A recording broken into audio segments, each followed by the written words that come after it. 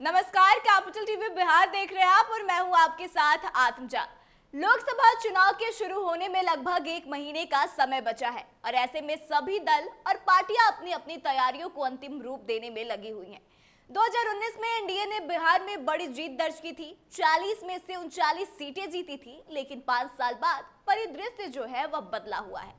गंगा के इस पार और उस पार दोनों ओर करीब 1/4 सीटें ऐसी है जहां इस बार एनडीए के लिए राह उतनी आसान नहीं है जितनी कि पिछले लोकसभा चुनाव में थी। तब एन चुनाव के पहले पुलवामा आतंकी हमले के बाद उठे राष्ट्र प्रेम के ज्वार ने एनडीए के पक्ष में एकदम से हवा को मोड़ दिया था। इस हमले में बिहार के भी 2 जवान शहीद हुए थे।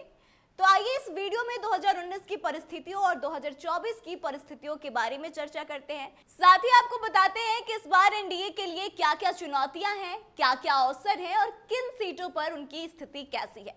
दरअसल 2019 के लोकसभा चुनाव में एनडीए को महागठबंधन से करीब 20% अधिक वोट मिले थे। इसके बावजूद दक्षिण बिहार की 4 सीटों पर करीबी मुकाबला हुआ था। जहानाबाद में जदयू प्रत्याशी जो थे मात्र 17 से 51 वोटों से जीते थे। यहां दूसरे स्थान पर राजद के सुरेंद्र प्रसाद यादव थे।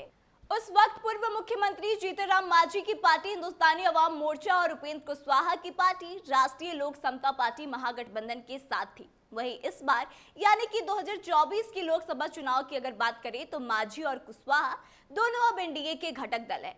दक्षिण बिहार में यह एनडीए के लिए बड़ा इत्मीनान है और एक तरह से कहें कि अवसर भी है। वहीं राजद का भाकपा माले से गठजोड़ जो है एनडीए के लिए चुनौती है, क्योंकि मगध व शाहाबाद में विधानसभा चुनाव में इसका असर देखने को मिला था। कठिन चुनाव के मद्देनजर दोनों गठबंधनों में कुछ ज्यादा ही माथापच्ची भी हो रही है, प्रत्याशी के मोर्चे पर भी और पार्टी के मोर्चे पर भी। बता दें कि राजद व भाकपा माले ने 2020 विधानसभा चुनाव में जहानाबाद लोकसभा के सभी विधानसभा क्षेत्रों में जीत दर्ज की थी और इस संसदीय क्षेत्र में गया और अरवल जिले के भी विधानसभा क्षेत्र आते हैं। अब बीते 3 चुनावों की बात करें तो एनडीए 27 सीटों को लगातार 3 चुनावों से जीत रही है, जिसमें कि वाल्मीकिनगर, पश्चिमी चंपारण, पूर्वी चंपारण, शिवहर, सीतामढ़ी, मधुबनी, झंझारपुर, पूर्णिया, दरभंगा, मुजफ्फरपुर, गोपालगंज, हाजीपुर, उजियारपुर, समस्तीपुर, बेगूसराय, खगड़िया, मुंगेर, नालंदा, पटना साहिब, पाटलिपुत्र, आरा, काराकाट, जहानाबाद, औरंगाबाद, गया, नवादा, जमुई शामिल है। वहीं इस बार 11 ऐसी सीटें हैं जहां पर उलटफेर की संभावना जताई जा रही है, जहां के परिणाम कुछ भी आ सकते हैं, जिसमें सुपौल, अररिया, कटिहार, मधेपुरा, वैशाली, महाराजगंज, सारण, भागलपुर, बांका, सासाराम और बक्सर है। यह सीटें कोसी, सीमांचल, सारण, अंग और शाहाबाद की पॉकेट है।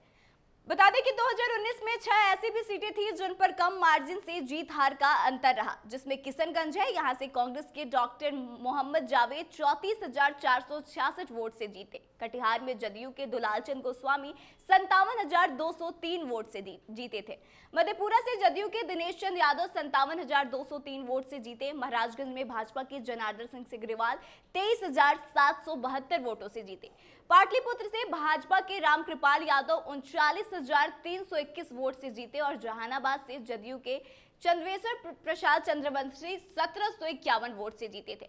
तो यह उस समय के चुनाव परिणाम है, लेकिन इस बार की जो स्थिति है उसमें कहीं ना कहीं यह बात निकलकर सामने आ रही है कि बहुत सारे ऐसे सीट है जहां पर टक्कर का मुकाबला देखने को मिल सकता है और उतनी आसानी से भाजपा को या यूं कहें कि एनडीए को जीत नहीं मिलेगी जितना कि 2019 के चुनाव में उनको आसानी से जीत मिल गई थी, क्योंकि उस समय के फैक्टर कुछ अलग थे और इस बार के फैक्टर उससे काफी ज्यादा अलग है। तो आपको क्या लगता है कि इन तमाम सीटों की जिस पे हमने चर्चा की उस पर क्या कुछ परिणाम आने वाले हैं? और ओवरऑल 2024 के चुनाव की बात करें तो क्या लगता है कि एनडीए को कितनी सीटें मिलेगी और इस बार महागठबंधन कितना स्कोर कर पाएगी? आप अपने विचारों को कमेंट करके जरूर बताएं। वीडियो अच्छी लगी हो तो शेयर करें और आगे की तमाम खबरों के लिए बने रहे हमारे साथ। देखते रहे कैपिटल टीवी बिहार। धन्यवाद।